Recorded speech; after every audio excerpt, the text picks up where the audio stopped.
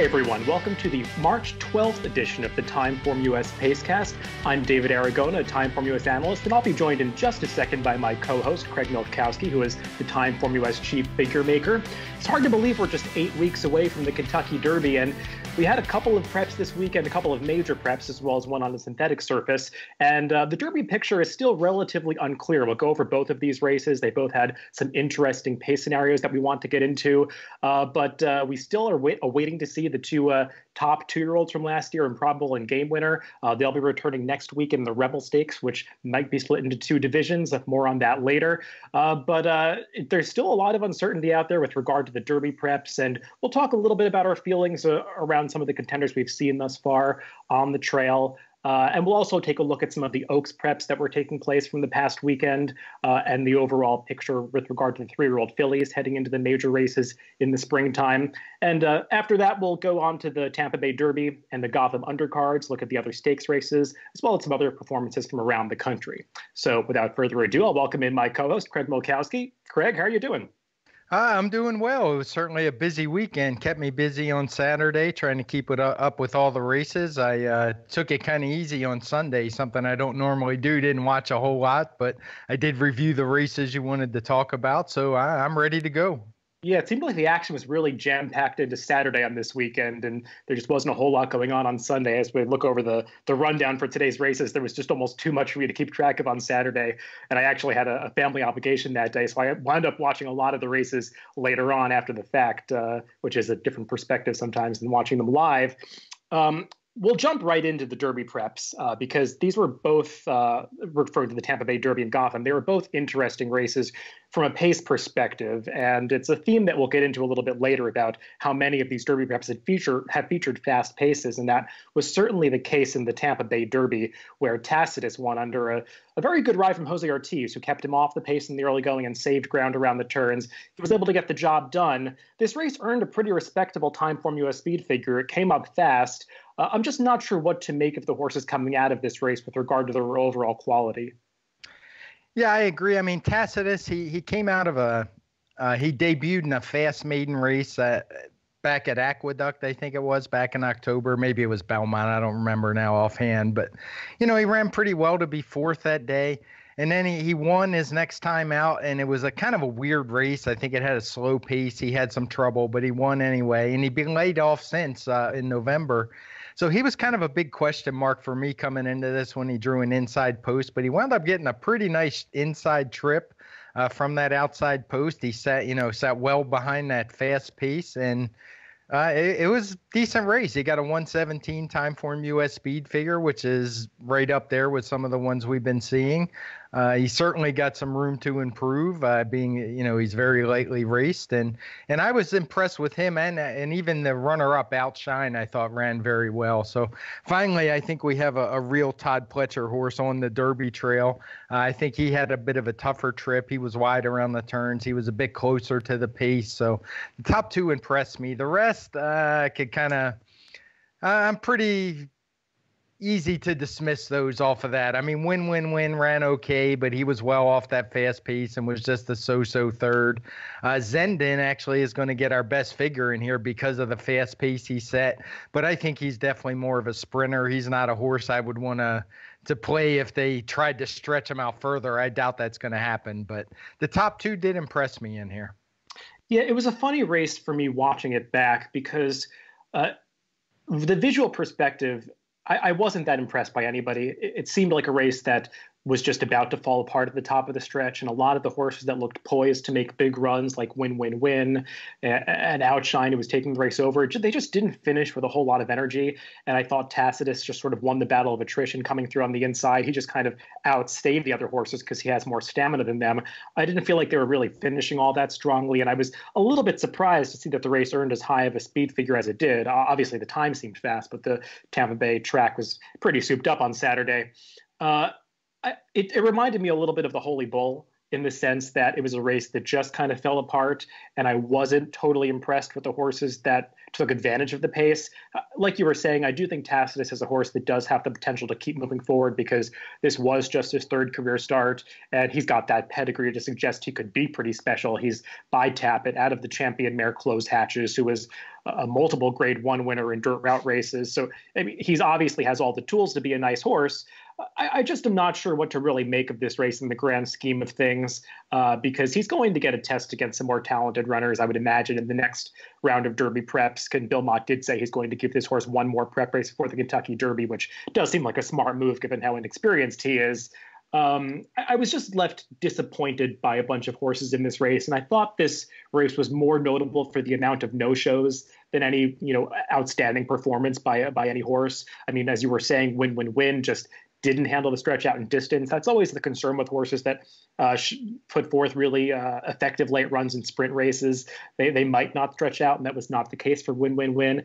And the big disappointment for me was Dreammaker, who I think both of us were really impressed by his 3-year-old debut at the fairgrounds, and he just looked like a completely different horse. He looked like the 2-year-old version of Dreammaker, where he just was totally discombobulated at the start, was rank under Florent Geroux, just never settled and had no late run whatsoever. I mean, I guess he's off the Derby trail at this point because he showed absolutely nothing in this race. It was just a weird race for me to assess in terms of the class of all the horses.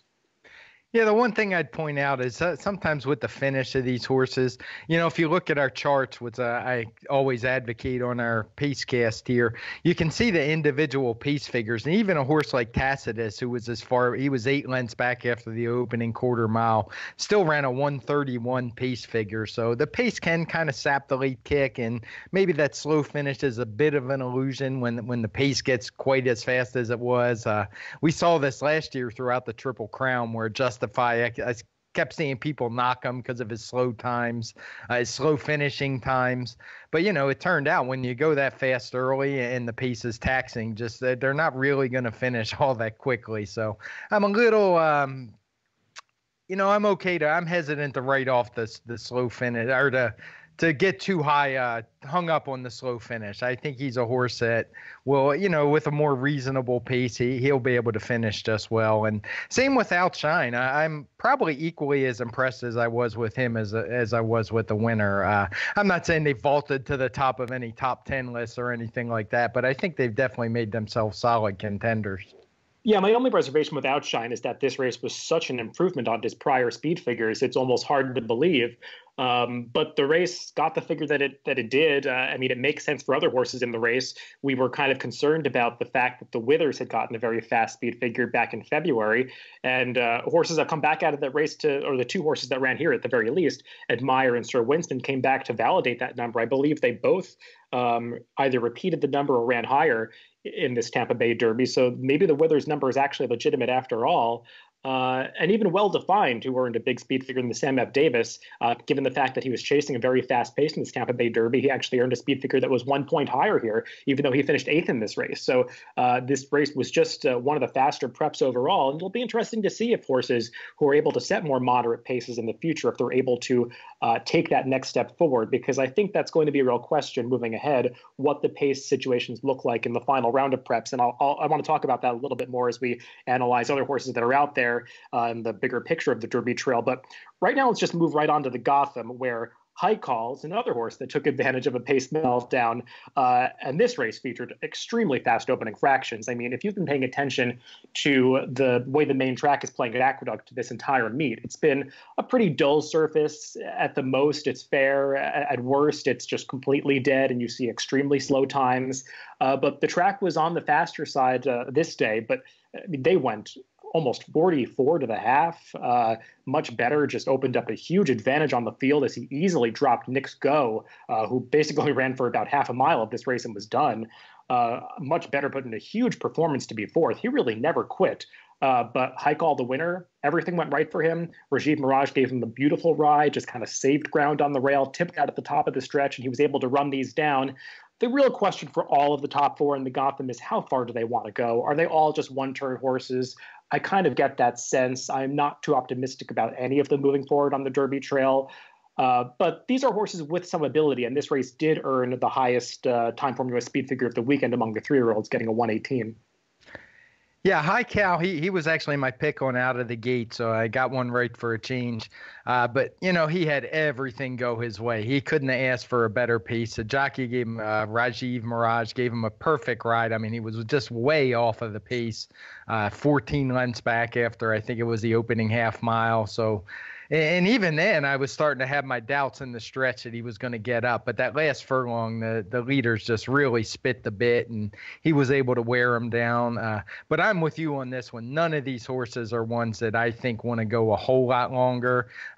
I guess maybe some people want to give Instagram another chance. He was fairly close, and he was coming off the long layoff. But I've never been a huge fan of this horse, thinking that he's one that wants to go super long to begin with. And this race certainly didn't change that perspective. Yeah, I mean, you never want to be too hard on horses that are winning races, and High Call is obviously a horse that has stepped forward with each career start and has some ability.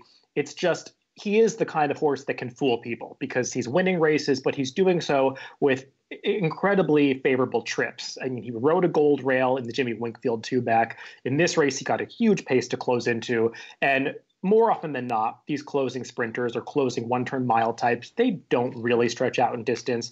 The rare instance of a horse that can sit closer to the pace and come with that same late kick in a route race, you just don't see it that often. And looking at his pedigree, he's a half to Koppel, who obviously won the Grade 1 Vosburg. Even going deeper into the Dams family, you'd be hard-pressed to find horses that really were top-class runners past a mile. Most of them were sprinters, even in Europe. So I'm just not really that enthusiastic about High Call moving forward, especially if he winds up in a race going 2 turns that doesn't feature as much pace. Instagram, I don't know what to make of him. I saw that a lot of people were really down on his performance in this race, and I thought he ran just fine. I mean, how fast did you expect him to run? A speed figure in the high 120s? I mean, he ran about as well as you could have expected. He improved on his 2-year-old numbers in this Gotham, and he looked uncomfortable throughout. I don't think that he was quite prepared to be chasing the fast pace that ended up developing on the lead, and Javier Castellano was really riding him at the half-mile pole, and I thought he actually deserves some credit, Instagram does, for continuing to fight on. He never quit. It even looked like he was going to win the race at about the 8th pole before he just kind of flattened out at the end. I could see him moving forward from here. I just wonder if he really is more of a one-turn horse. And the other horse I want to mention, obviously, is Much Better. I don't know where this performance came from. I had never seen anything like this from him out in California. But this was a huge effort. And I thought it was interesting that Mike Smith never took the whip out on this horse. It's almost like he was riding to instructions to not use the whip, because in the stretch, he just gave this horse a vigorous hand ride home. And I noticed he also didn't use the whip in his race, in the allowance race last time. So maybe they just think he doesn't respond well to the whip. But he's a horse that could be very dangerous moving forward in races like the Woody Stevens or the Alan Jerkins, because he's got a ton of speed. His dam was that excellent sprinter Dustin Diamond, so I really think he is more of a one-turn type, and he's an exciting 3-year-old with a lot of ability moving forward. Yeah, I agree with you as far as him. He's not one I want going longer, but he's going to be really dangerous if he can run like that again. I'm never a big fan of horses that open up by too much for no apparent reason other than they just want to go fast. I don't like their prospects much going longer, but if he turns back or even, 1-turn miles, he could definitely be one of the real players, and that's the 3-year-old sprint division. And just to make one more note about pace, because I think looking at all these Derby preps, it's a great opportunity to really learn about using the TimeformUS pace figures and analyzing pace, because we've seen such a variety and such a wide spectrum of pace situations in these prep races. I do want to point out that just comparing the pace figures of this race to the Fountain of Youth, relative to the final time, Hidden Scroll ran faster early pace figures than even Much Better in this Gotham. I believe Hidden Scroll ran a 166 for the first 2 fractions, whereas Much Better got a 158 and a 156. Now, that's not to say that Much Better isn't a faster horse than Hidden Scroll. It's just relative to the final time. The pace of the Fountain of Youth was even more of an outlier than the pace of this Gotham, which I think a lot of people are regarding as, one of the fastest paces you could possibly see in a 1-turn mile race. So just keep that in mind moving forward. We have seen some exceptionally fast paces in these prep races. And that's another theme going into the third prep that we're going to talk about. I'm hesitant to call this a prep race because I'm not really sure if we're going to see any horses moving on to the Kentucky Derby out of it. But the Jeff Ruby Stakes was run on the synthetic surface at Turfway Park, and Some Like It Hot Brown, who is a very talented turf horse in his own right, was able to beat the field there and earn a 108 Timeform US speed figure. I don't think this is a race of high quality, but the winner is a decent horse. He is. I think he was one of your picks in the Breeders' Cup, and he ran very well, if I remember. But, of course, that was on turf. Yeah, he gave me a nice little thrill in that race. I think around 15-1. I liked him that day. He ran one of the better races, and I think he is a good turf horse. Yeah, he is for sure. But I'm with you here. If I was going to want a horse moving the dirt from this, I would want to see a horse closing. And given the pace in this race, it was just fast. And it's unusual for a synthetic race. We just didn't see anybody really making up any real ground. The top three early finished in the top four. Moonster did close for third with a poor figure, to be honest. So, interesting race for synthetics, and maybe these horses have a future on turf. But as far as being a Derby prep, I'm not buying it. I don't want to see any of these horses. I wouldn't want to bet on any of them for sure going forward. Yeah, we're going to touch on the major races from Turfway Park from last weekend, but it's hard to analyze these races that are run over synthetic surfaces as prep races, because since synthetic tracks have kind of fallen out of favor, these races just haven't really meant much. And I think you do have to kind of view them with perspective and in isolation. They came home extremely slow in this race. They actually went relatively fast to the 6 furlong marker, and then they just hit a wall. They came to a stop. I mean, the closing fractions of this race were absurdly slow compared to the Kentucky Cup Clash, which was run a few races earlier. I just don't have a whole lot to say about Some Like It Hot Brown. He's a nice horse, but I'll look forward to seeing him on turf in the future.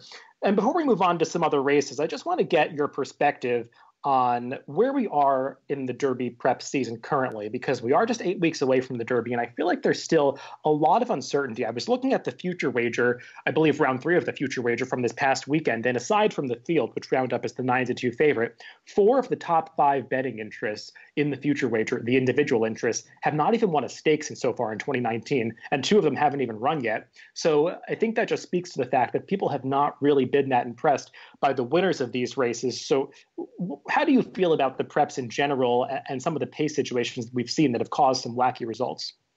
Yeah, I think people probably have it right here. I think there's a lot of reason to be skeptical. What struck me as really odd is between last week and this week, these races at a mile and a 16th are usually dominated by speed. And these are where horses like Promises Fulfilled get their points to get in the Derby. And we're not really seeing that this year. So, it could be an interesting pace scenario we have coming up. Obviously, we have a ways to go. But at this point, there's no real just true speed horses that have enough points to get in.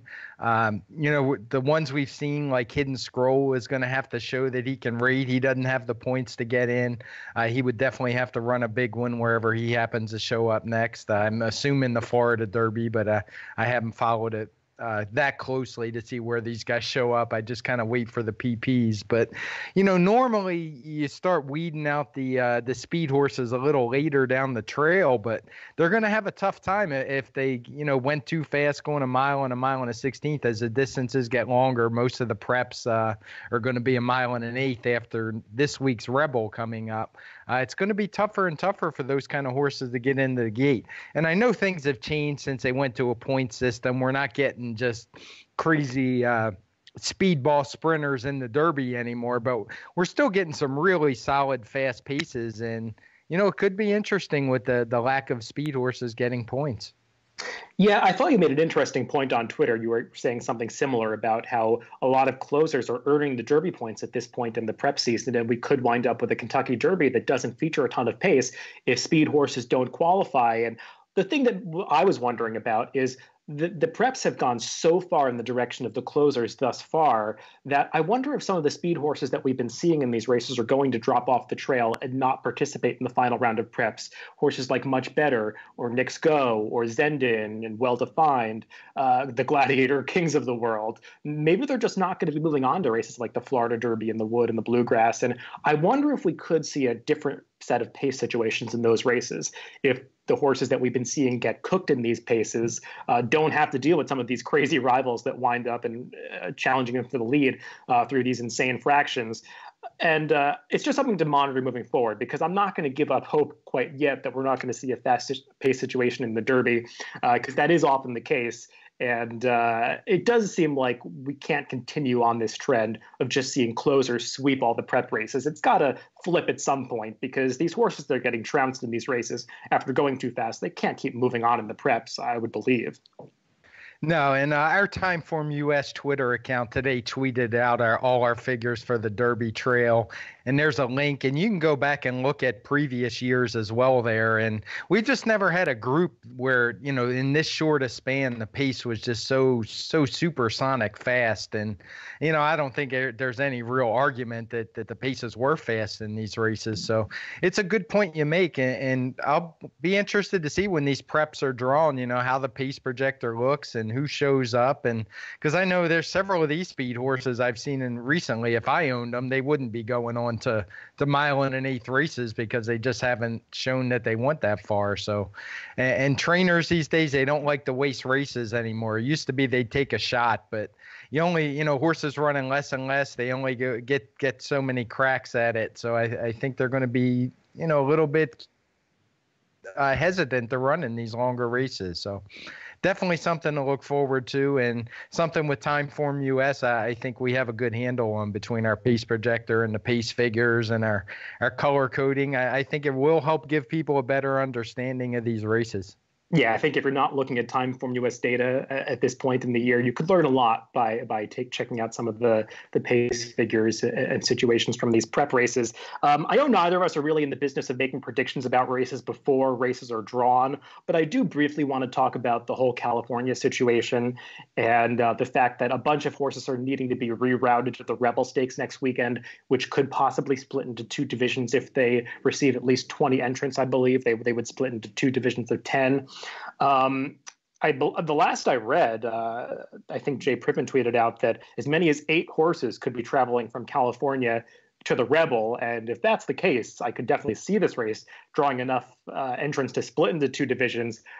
It's a unique situation on the trail, because we haven't seen so many horses kind of going through one jurisdiction like this in the past few prep seasons. It's an unusual situation, and I'm sure it's not an ideal situation for Bob Baffert, who has the top 2 choices in the future wager this past weekend. Generally considered the top 2 horses out there on the Derby Trail, Improbable and Game Winner, both of whom are undefeated. And I think there are some protocols in place that would ensure that they wind up in different divisions of the Rebel if they both end up running in that race, or those races rather. Any feelings on how this could play out, or what you expect to see from all of these horses and this influx into Arkansas? Yeah, I mean, it's obvious it's only Tuesday as we record this, but at this point, I think it looks like a lock. It's almost going to split. It seems like they're going to have more than enough horses to draw 2 fields. And maybe for Baffert, it'll be a blessing in disguise. He was allegedly going to run them against each other. I always had a sneaky suspicion one of them was going to show up in the Rebel anyway, but I could be wrong. You know, maybe he didn't mind. I think both these horses do have some. I know Game Winner has some points, and I think Improbable got some for the Los Al Futurity.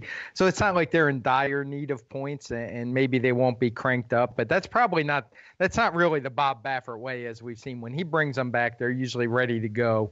If they're still as good as they were, they'll be ready to roll. So maybe it'll be a blessing drawing against, not being running against each other, being in 2 different divisions if that happens. I'm getting to go, so I'm pretty excited. Unfortunately, it was due to some pretty bad circumstances with all the horses having problems out there in California. But, from a personal standpoint, I'm looking forward to this day at the track more than I have in a long time. Yeah, me too. It should be interesting at the very least. And I'm sure we'll have a lot to talk about with regard to these races next week.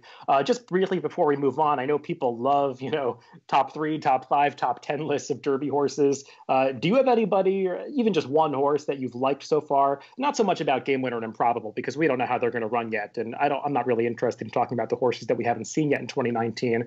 But of those that we are familiar with, that we have seen in the prep races, are there any that have kind of caught your eye, or you're just kind of sitting back and waiting to see other horses return?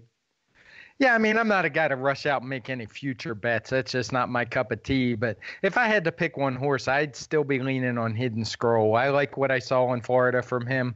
I watched him train on video, of course. And I definitely don't think he's the headstrong horse we saw. I think that was more a case of the rider being a little bit too aggressive. And I think he's probably the most talented horse. There's still a distance question there, but if I had to hitch my wagon to one horse, it would be him. Yeah, me too. If I had to make a list of top whatever, he'd be at the top of my list. I just feel like in terms of raw talent of the horses that we've seen so far, he's the one. And I'll be hoping that he can deliver in the Florida Derby. I believe that's where they're going next. And I would assume there's not going to be some crazy 99-1 shot pressing him on the lead in that race. And it'll be interesting to see if he can deliver and run the kind of race that we know he's capable of. In terms of other horses, I've mentioned that I was a fan of War of Will. He's got to run faster. And I think one horse that people are forgetting about is Tax, who won the Withers, who earned a really high speed figure, one of the highest we've seen in the prep races. And that number might have been validated last weekend. And we know Tax can already get the mile on an eighth distance. I believe he'll be coming back in the Wood Memorial in April, and I saw he worked a pretty impressive, from a time perspective, 59 and change, 5 furlongs at Belmont Park last week, which is not really Danny Gargan's style. So this horse has been trading right along. I think Tax is a horse that people are forgetting about that will be a factor in the final round of prep races. Moving on to the Oaks preps, we saw 3 of them, not the fastest races, but the one that I think would be most likely to produce players in the Kentucky Oaks was the Honeybee, which was run at Oaklawn Park. And another pace meltdown situation is Motion Emotion just sort of ran off on the front end. And she's got a high cruising speed, and we saw that in her allowance win 2 back, but she just went way too fast on the front end in this race and really set it up for the winner, Chocolate Kisses. Yeah, she did, and she got a 111 compared to the 106, and again, that's due to just setting that crazy fast pace. The thing you have to worry about, she just opened up on the field, and she didn't appear to take too kindly to rating. She looked like she was doing it easy and turning for home. I thought she was going to win by 10 the way she was cruising, but in the back of my mind, after seeing the fractions, you're kind of waiting for her to slow down a bit, and she certainly did. She did hang on for second.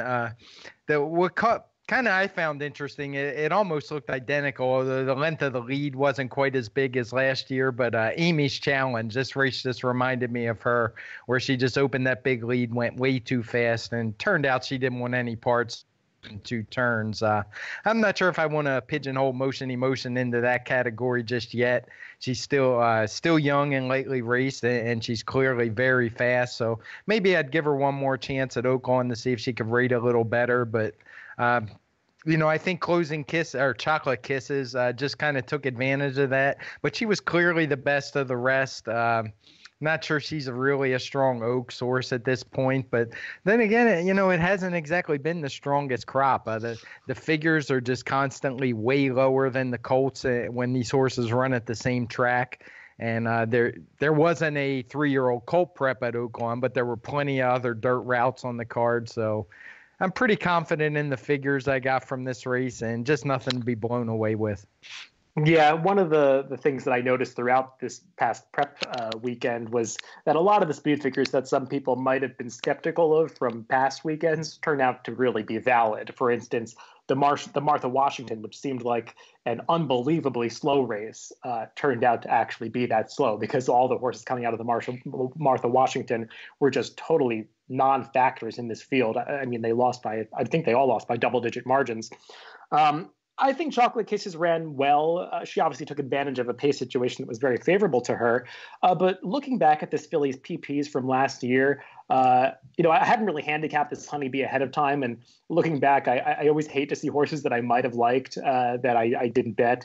But I kind of remember, was looking back at her past performances, that she ran deceptively well in the Alcibiades last year, because I don't know if you remember, that was a race that was just totally dominated by horses that rode the rail. Restless Rider won that race just on the rail most of the way, as were the second and third place finishers. And Chocolate Kisses was the only horse who made this wide run around the turn from last place to close for 4th. That was a deceptively strong effort. And that's really the only time she's had a fair chance on the dirt before this Honeybee. And she showed that she really is a dirt router, even though she's a half to Synchrony, who's more of a turf horse, and her dam was a little bit turfy. It seems like dirt might be the right surface for Chocolate Kisses. And one of the things we've noticed in these Oaks preps is that there is a lot of speed moving ahead to the Oaks. Horses like Bellafina, Serengeti Empress, we'll see what happens to Jaywalk. They're all horses that want to be forwardly placed. So it is conceivable that the Oaks could feature a hot pace, and it might play into the hands of a horse like Chocolate Kisses. As for Motion to Motion, I agree with you. I wouldn't want to pigeonhole her as a horse that needs to turn back because she did improve so much when they stretched her out for the first time in that allowance win 2 back. I think she's probably a dirt router that just needs a more moderate pace situation because they went way too fast up front. And horses that have high cruising speeds like she does can sometimes fool their riders, sort of like a hidden scroll situation. He's going fast without looking like he's going that fast because he's doing it so easily, but they just can't maintain those paces for an entire mile and a 16th distance. So I think Motion to Motion is the most talented horse coming out of this field. She just needs to rein in that speed next time in the fantasy, where I assume she'll show up next time. Moving on to the Busher at Aqueduct, we saw another win by Espresso Shot, who is a New York bred, who I'm quite familiar with, who has really been ascending through the ranks. It's just this race didn't come up that fast. I thought Espresso Shot got a great ride from Eric Consell, who's just been riding fantastically throughout the winter. He's really developed as a rider, and it was great to see him earn the stakes victory. It's just, she might be more of a one-turn horse, and it's hard to take anybody out of a race that was this slow. Yeah, this was a race I almost considered splitting out from the rest. It just, everything fit tight with the other horses to do that. But just coming immediately after the Gotham, I just couldn't bring myself to do it, especially when I watched Oxy Lady, who, had all kind of trouble in the stretch and was probably best in here. She ran a 96. How fast do I really think she was if she was clear? It was a tough race, but in the end, I think it was a slow race, as you say. I don't think any of these horses are real Oaks horses. I definitely would take the top 2 from Oaklawn over anybody in here. And, the New York path to the Oaks hasn't been a great one, if memory serving me well off the top of my head, and I don't think we saw anything that's going to change that. Not since Princess of Silmar back on the inner track. She was the one that I can think of that took the New York Trail to the Oaks.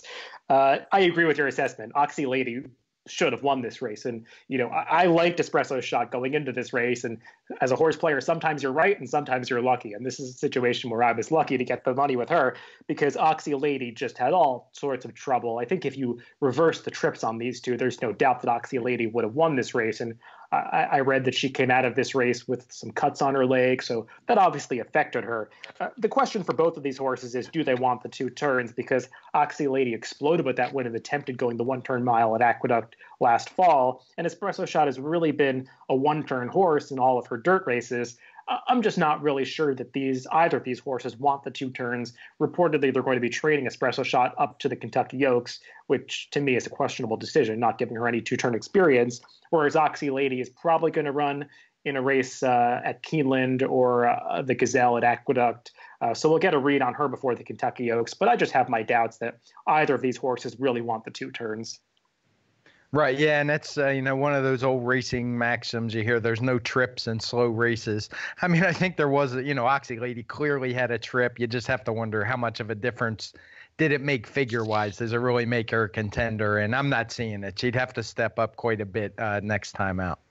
Yeah, before moving on, we'll just blow past the Bourbonnais Oaks, which was run at Turfway. I don't think there's a whole lot to say about this race. It was even slower than the Busher, and these are basically synthetic horses. I wasn't impressed with the field going in, and I wasn't that impressed with Naughty Joker, the winner, coming out. Did you see anything different from that race? No, I was hoping you weren't even going to put this in the rundown, to be honest. Yeah, it was a little bit slower final time, but the pace was way slower. Just nothing too exciting here. I think Wesley Ward won a bunch of races. He won this one, but yeah, I don't see anything. You will maybe want to see these sorts on synthetic, but even then they look slow to me. So good job getting the purse money for the connections, but not horses I want going forward.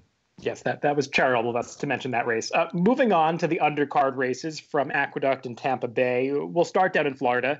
The major race on the Tampa Bay Derby undercard was the Hillsborough, which was won by Rimska. It was nice to see her rebound from that short price loss at Gulfstream the prior month, where Valedictorian beat her in that wire-to-wire score. And Valedictorian did come back to run very well last weekend in that stakes race. So I think Valedictorian validated the fact that she has improved, and I don't think that loss by Rimska looked quite so disgraceful in retrospect.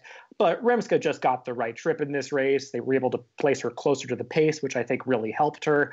And she still produced that late kick that we're so used to seeing out of her. She's just a really nice horse.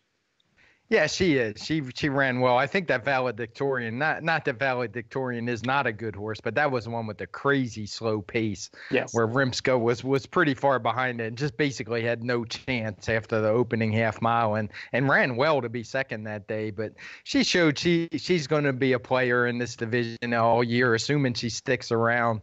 I think Hawksmoor is one that this was her last race, I believe I heard someone say. So yeah, she went out with. Yeah, she went out with a good effort. We were a little puzzled last time by her tactics where she was well off the pace, but she reverted right back to her old style of going to the front. And, she didn't have any excuses. She ran well. She just got beat by a better horse here.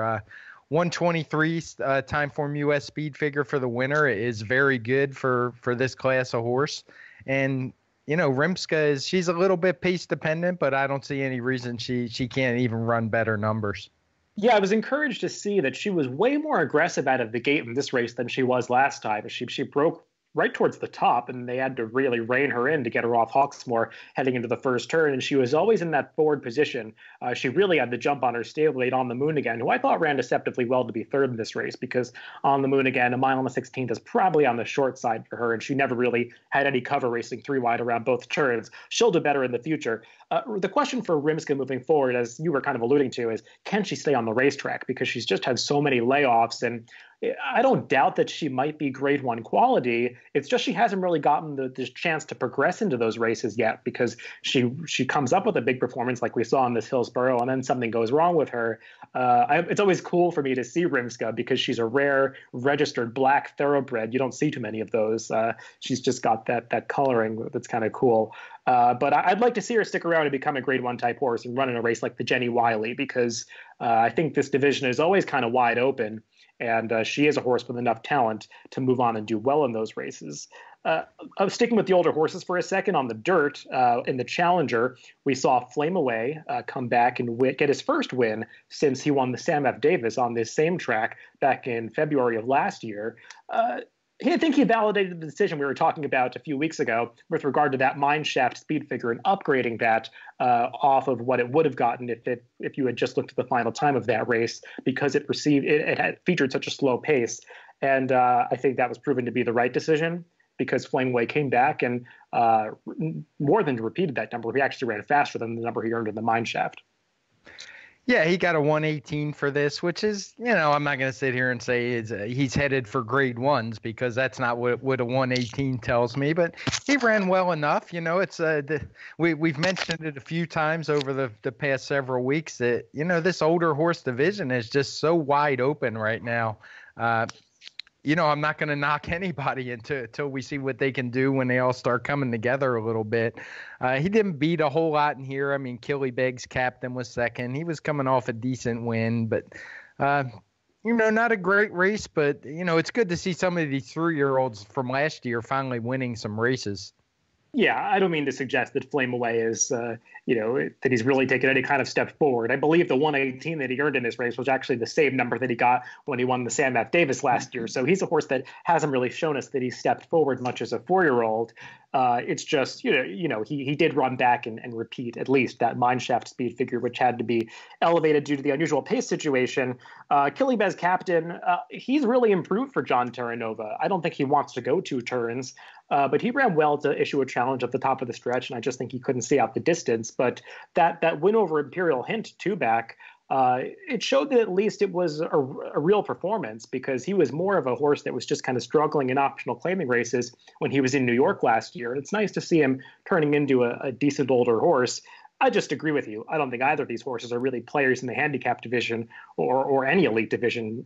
They just have to run faster, and we haven't seen that out of a lot of these 3-year-olds that are now turned 4-year-olds. The Florida Oaks for the 3-year-old fillies on the turf. Concrete Rose, another horse to flatter newspaper of record, because she was trounced by her in the Breeders' Cup, and she came right back and got to her winning ways after winning her first couple of starts, back to the winner's circle to take 3 out of 4 in the Florida Oaks. Yeah, she ran well. I mean, she's won all her races except against Newspaper of Record, so hard to knock her at all. Now she's quite a bit from her. She only got 100 Timeform US speed figure for this, where Newspaper of Record was running in the 1 teens if memory serves. I know she was running a lot faster. Again, I think they were grade 3. I don't even remember if this one was graded. And the figures kind of reflect that. We're going to talk about the Colts here in a minute with Digital Age. But, she's a solid enough horse. She has tactical speed and she finishes. So she's going to be good. But if she tries to move in, running some of the better races at Keeneland or later on at Belmont, there's nobody in this group I'd be looking to bet. I agree. These were slow races, both of them really, for the Colts and the fillies. If there's anybody you might want out of the filly race, aside from Concrete Rose, it might be the pair of Chad Brown horses, Blowout, who was second, who's got one of those European pedigrees for Peter Brandt. I thought she ran well when she finally got into the clear. The third place finisher, or fourth place finisher, I believe, La Fève, also going out for Chad Brown. She never really got into the clear, just was kind of hemmed in inside of Blowout for the entire stretch run, had to be steadied a bit late. But this was a blanket finish. You had a bunch of horses within a length and a half of each other at the wire. I just never think races like that are really indicative of there being quality in the field. So these horses do have to step forward moving ahead. And the Columbia Stakes at Tampa for the 3-year-old Colts, Digital Age won that in his second career start. Kind of amazing. He was bet down to 6-5 off a pretty slow maiden victory, but I think everybody saw the trip that day where he just got a ridiculous ride and barely got up in that maiden win. He was more professional in this race, and he ran a faster race. It's just I'm not sure that he was beating much in this field. No, the only thing I'll give to him is that the pace was quite slow in this one, and he was still able to come from well back. He ran a 101 Timeform US speed figure, which is nothing special, but I was more impressed with him than I was Concrete Rose in the earlier at the Oaks. It's never tough, no matter how better you are, to make up that kind of ground when the front runners have so much left in the tank. So he's one maybe, especially in being in the Chad Brown barn. I'd consider. I'd probably want to bet against him, but I wouldn't be surprised if he beat me. Yeah, I wonder if he's a horse that might just run to his competition because it seemed like he was waiting on horses a little bit in both of his races, and he was able to just barely get up at the wire.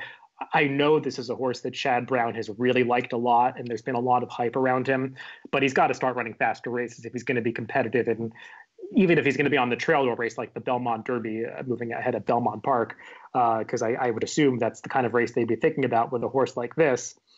Going back to Aqueduct to address the final 2 stakes races we saw on the Gotham Undercard, we'll start with the Stymie that was run at a 1-turn mile, the same distance as the Gotham. Completely different pace situation from the Gotham. And Vino Rosso, another horse kind of like Flame Away, who was a player on the Derby Trail last year, ran in some of those Tampa Bay Downs races. Never really panned out. He ran okay in the Belmont. Weird race in the Jim Dandy, didn't show up in the Travers. Looked like a different version of Vino Rosso in this Stymie because he was much closer to the pace than he had been in his last few races of 2018. And he was able to win going the 1-turn mile because I had never really thought of him as a horse that was quick enough to win going that distance. But he was just much sharper than we saw through the latter half of 2018. And he earned a respectable Timeform speed figure. He's one that really has taken a step forward. Yeah, he ran a nice 122, and if I remember right, last year there was a lot of speculation he didn't like to be down inside horses, and he needed a clear run on the outside, and he definitely he was kind of pinned inside a title ready, who made a good run at him and actually got right up to him and was able to hold him off. So I thought he was a little bit of a head case last year, so I thought this was a more professional, more pleasing to the eye kind of win, and the number backed it up. So, comparing him, for example, to Flame Away, he's another one of those 3-year-olds. He's a horse that I would think could move forward a little bit off of this, especially with the second turn. Yeah, I agree. And even though he was more professional, I think it's worth noting that he never changed leads at any point in this race. Even in the deep stretch, he stayed on his left lead throughout. A lot of people assume that could give a horse more energy in a race of this distance, and he just never did it. So there's still some things to work out with Vino Rosso, but he is a horse that is moving in the right direction. I thought it was interesting that Todd Pletcher said after this race that they're actually leaning towards turning him back to 7 furlongs in the Carter. So I guess they feel that he does have that early aggression to win going a one-turn distance. He'd be coming from farther off the pace, you would imagine, in a race like the Carter. I always thought he'd be a horse that wanted to go the mile and eighth, mile and a quarter distances like they focused on last year. But an interesting plan from Pletcher to cut him back, if that is what they end up doing. Title Ready, I thought he ran well to be second in this race. He's a horse that I kind of liked because he was against a bias at Aqueduct in his prior start. He's just a horse that still has some improving to do if he's going to ascend to that elite level. He ran okay in some prep races last year and through the fall in some of those minor stakes races. And he did take a step forward on the speed figure scale. He's just more of that grade 3 type. I don't think we're going to be seeing him moving forward to the elite races like we might with Vino Rosso. Yeah, and that's the thing with Steve Asmussen. He's so widespread and he finds all the spots. I think that's exactly what we'll see. He'll probably ship around the country. You know, you got these big purse races at places like Prairie Meadows, eventually Remington here where I am. He always finds the spots for these guys, and I think that's where he's going to wind up. The horse I did want to talk about quite a bit was Duchère, who, I'm curious your thoughts on this race, because when I watched the race, live, and you saw the opening quarter, I was like, oh man, this is just a total meltdown. And it did play that way out on the track, but the figures didn't really back it up. I mean, the opening quarter was fast, but then it kind of slowed down. But then the race sped up late, but the only one doing the speeding up was Duchère as he just ran off the screen. Yeah, for me, this was the performance of the weekend. He earned a 127 TimeformUS speed figure, which I believe is far and away the highest of his career, and it puts him at a grade 1 level, really. I mean, we'll see what horses like Roy H come back and do. We'll see if Imperial Hint can go back to his better races from earlier last year. But Duchère, if he stays in the kind of form that we saw in this Tom Fool, he could be a real player in this division. And I don't know if I'd be looking to face him in the Carter if I were the connections of Vino Rosso, because this performance was pretty special. And he's a horse that had been involved in some cheaper races earlier in his career running for Linda Rice.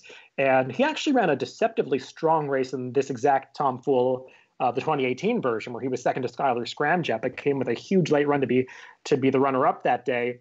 This performance, though, was just next level. I mean, he didn't drop out of the race like he had a propensity to do last year. He was for a closer like him, he was relatively close coming around the far turn. He only had about 4 or 5 lengths to make up.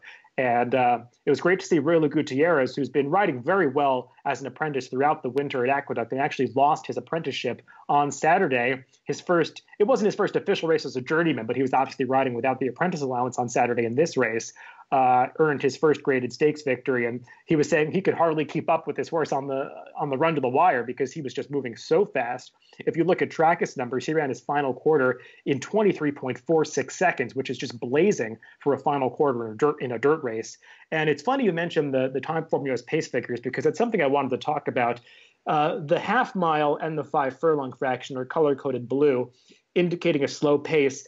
It's kind of a weird phenomenon that you'll see sometimes with races that are dominated by closers, where the winner will run so fast at the end of the race that the leading fractions make it seem like the pace was slow, because the winner was just ran this really fast final fraction, and the early fractions might not seem that fast compared to the final time.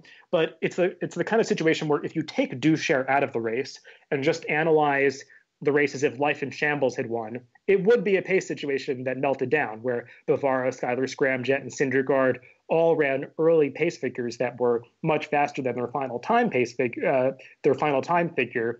It's just Duchère was basically running in a different race than the other horses. I still think it was a race that, from a race flow perspective, featured a pace meltdown, despite what the blue color-coded figures might indicate.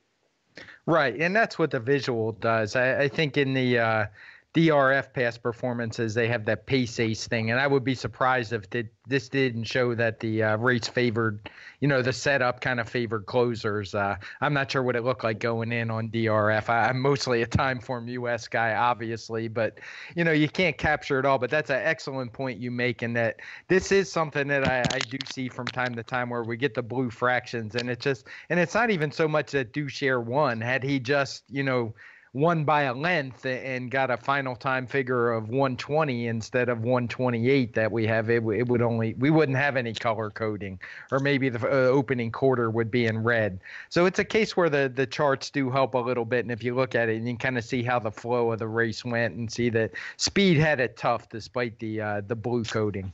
Yeah, I'd be looking at a horse like Bavaro coming back against New York breds probably in his next start as one that ran quite well in this race, because he was battling 3 wide the entire way through fractions that were pretty contested and taxing. And he outfinished the other 2 speed horses to be third. I thought he ran fairly well for him. He's obviously not in the same class as a horse like Duchère moving forward. Sticking with the sprinters, we'll check in with another elite sprinter from 2018, Whitmore, who was second in the Breeders' Cup Sprint and was starting off his 2019 campaign in the same race that he has the past couple of seasons, winning his 3rd straight Hot Springs, always starting off his campaign in that minor stakes race. And, looking at the speed figure for this race, because I didn't watch it live, I just saw the chart. I thought, 123, that's okay for Whitmore. And then I watched the race, and I was fairly impressed because the win was just never in doubt. He looked like he had this field at his mercy the entire way. Yeah, the visual was very important here. It's always good to watch the races and kind of put it in context with the figure. And, the horses he beat, they're solid enough horses. Welder's a really cool little Oklahoma bred that just dominates here at Remington Park. And Will Rogers Downs when he runs against his fellow state breds. And, he's a really fast horse. But Whitmore, it was just men against the boys here. He was never losing this race. You could just look at the rider and look at his action and at no point that I think he wasn't going to win. The 123, solid enough figure for him. He certainly got some room to improve on that. I'm not sure if he's going to go to Churchill or if he'll show up in I think there's another 6 furlong graded stake at Oaklawn coming up. So curious to see where he goes. I think the Churchill Downs handicap 7 furlongs or whatever it's called these days. Not sure if that's what it is, but Whitmore is just a really cool horse. I like seeing these guys stick around. I think he's 6 now probably, and yeah, he's 6. Not showing any real signs of slowing down. Yeah, Whitmore's a horse that I think would actually be a great fit for the Carter. There are not that many opportunities to get Grade 1 victories, and I think the Carter is a spot that's often ignored. It's a Grade 1 race that does count towards the year-end Eclipse Awards. If Whitmore is able to ascend to that elite level, you never know what's going to happen throughout the year. I think that's a race that would make a lot of sense for him. We'll see, though. Maybe they want more time. Maybe they go to Churchill, like you were saying. He definitely has options, though, and he's a horse that has been maintaining his form for years now, and it's great to see him still around in this division. We'll briefly touch upon the Kentucky Cup Classic, another race from Turfway Park on the poly track there that I don't have a heck of a lot to say about, other than this was a relatively fast race. I imagine this is one of the highest synthetic speed figures that we've seen anywhere in the country this year, nonetheless earning a 123.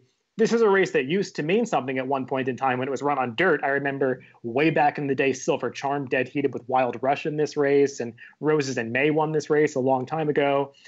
These days, it's just a race that's pretty inconsequential, and I don't think nonetheless is any real serious player in the handicap division. No, yeah, this was a race used to be run in late September or early October as a Breeders' Cup prep race, more or less. But, yeah, it's not there. About the only, solid enough synthetic horses. But the only thing that you could really take out of this race is it was a good gauge to see just how slow the 3-year-old races were. It's one thing that, I don't want to sit here and bash synthetics. I think they have their place, and at Turfway, it's probably a good thing because of the weather they get there. But as far as on a national stage, I just don't think you're going to get a whole lot of horses out of these races that we see, except other than maybe Presque Isle, or, occasionally you get the Golden Gate shippers coming in, or maybe some of these might show up at Woodbine. But otherwise, not a whole lot to talk about for me.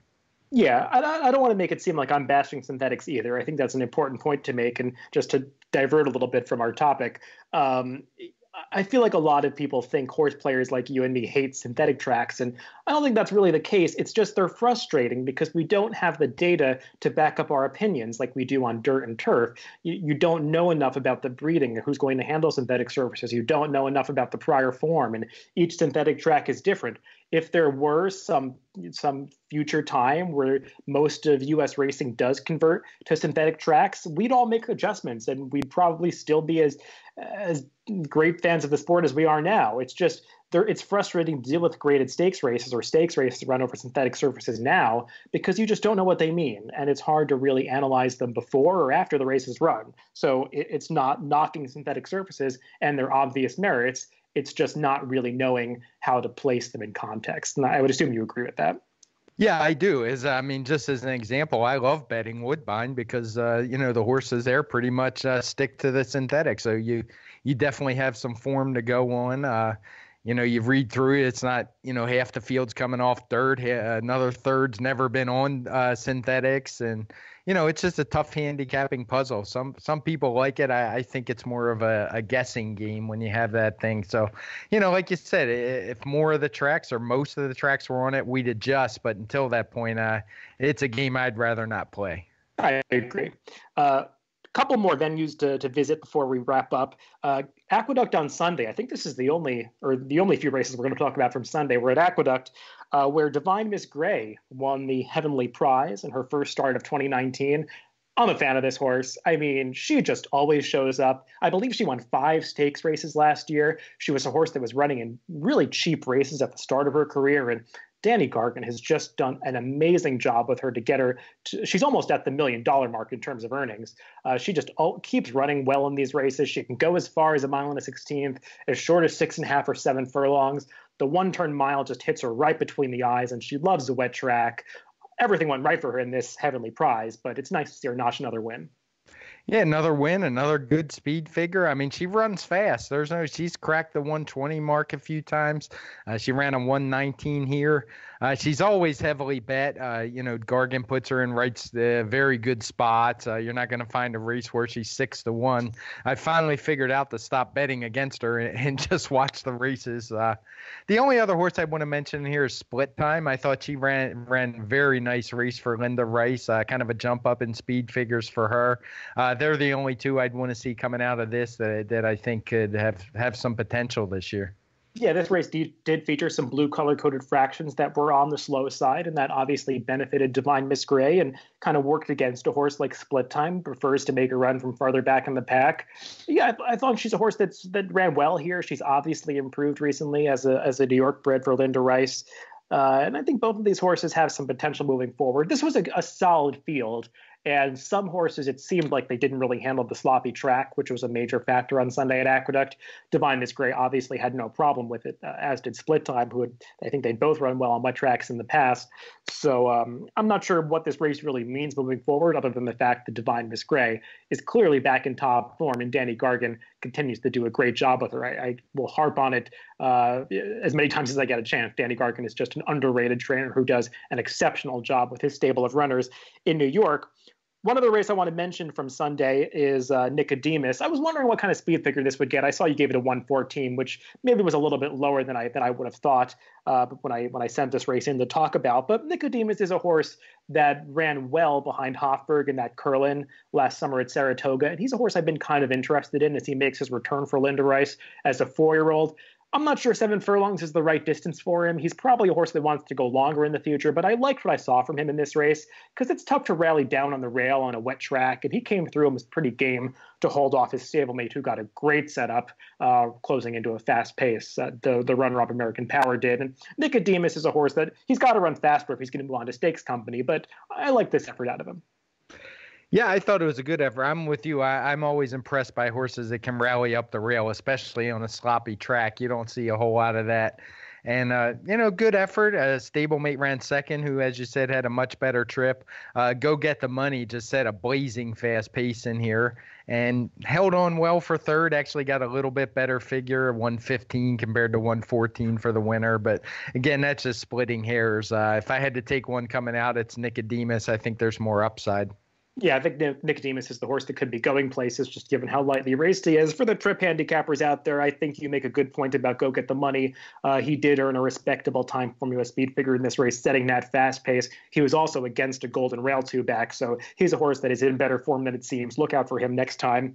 The final race we'll discuss on the podcast this week is at Gulfstream Park. I think this is the only race from Gulfstream Park we're looking at this week. The Silks run on Saturday. I think it was the third race.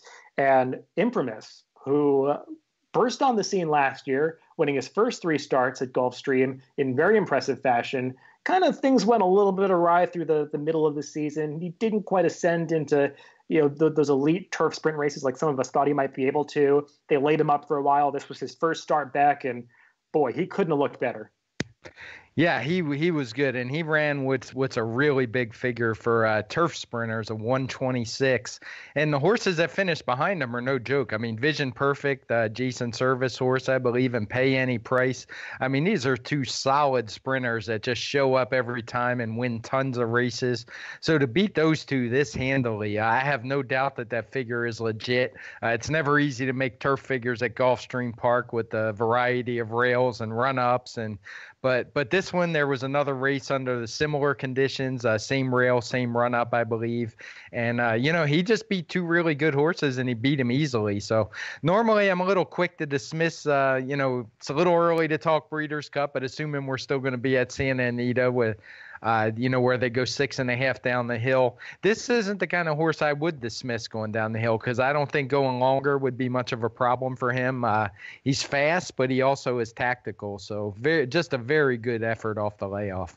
Yeah, you actually took the words right out of my mouth. I was going to bring up the Breeders' Cup because I know this was just a listed stakes race, but among the turf sprinters, this was a performance at that elite level. And if he can maintain this form throughout the year, he's a major player in that division.